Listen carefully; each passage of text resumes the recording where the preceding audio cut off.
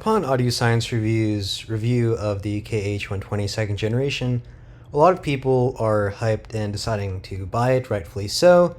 But, I made a couple of videos on my system, but did not really talk about the decision of the KH120 second generation in particular, and entirely whether or not you should buy this. So, first of all, the speaker measures well and stuff, but there are a few things you need to do. So, I guess to start from the basics, you need two of these, obviously, I guess, but if you wanted to use only one as a center channel, this is a bad idea because to turn off the LED light on the monitor where this Neumann logo is lit up, you need to have the Neumann MA1 app. You don't need the microphone that you paid for, but you need both of the studio monitors for access to the control to turn off this light, which I think is pretty dumb, but it is a requirement for some reason. And another thing is you need at least,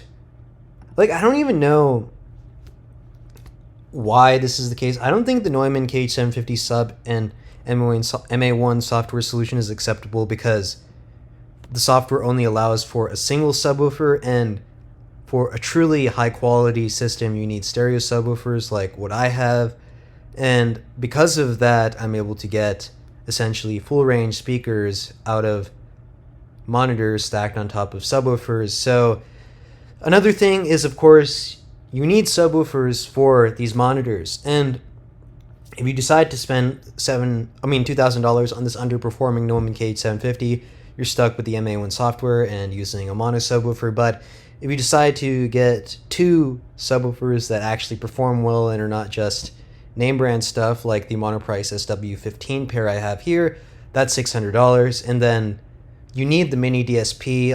I got the mini DSP Flex because it had all the features I need, including balanced output, so that's another $500. And with the mic and stuff, that's like $600, so $1,200 for the subwoofers and mini DSP and the microphone, and then $2,000 for the two monitors, and you're looking at $3,200 right there. So if you don't have a budget of at least $3,000, do not get these speakers. And another consideration is, of course, that you need room correction for these speakers to perform well. Below 500 Hertz is the general recommendation. You need to use moving mic method measurements with pink noise so that you get accurate measurements. Single point measurements do not have enough resolution. You need to measure the main speakers left and right separately, subwoofers left and right separately, flatten the response, then you can add a bass shelf. So another thing is, of course, obviously, when you have this amazing system with the main speakers and subwoofers, you need to be able to play it without, actually completely disturbing whoever's around you, because these leaks sound like crazy. Or you could, put sound isolation all over your room, but again, that'll kind of make your room too dead in a sense. Untreated room is really special, especially if you're not getting acoustic nulls in the bass, because you can hear a more 3D soundstage. Ethan Weiner says that early reflections are not beneficial for spaciousness, but I'll likely make a video debunking him on this another time.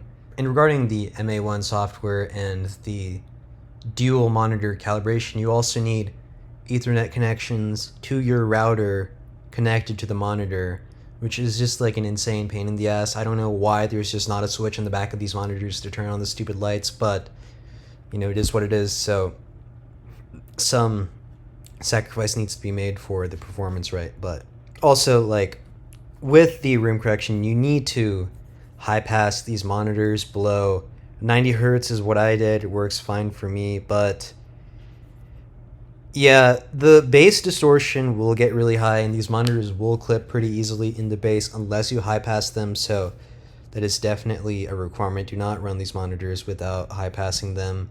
You will get so much more SPL output if you do high pass them, as I have.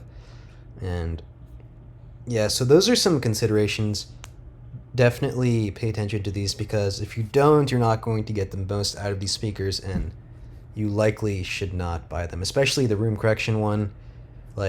Below 500 Hertz, these are going to sound like absolutely terrible if you're in a smallish room, and you will 100% always benefit from room correction DSP. So it's not like headphones or earphones where there's no like real acoustical issues going on once they're inside your ears or around your head, as long as you have a good seal, right? So definitely keep that in mind. That's it for this video. See you guys next time. I'd like to give a shout out to Mild Bill, Christopher Yu, The Rifle Reaper, Wadiaker, Ninja Come 3, DMS Bringus, Cast the 4 and 41, Cinevery, and Tripped. Thank you guys for supporting the channel. I really appreciate it. Be sure to join the Apple House and Discord server if you haven't. I'll see you guys next time. I'm out.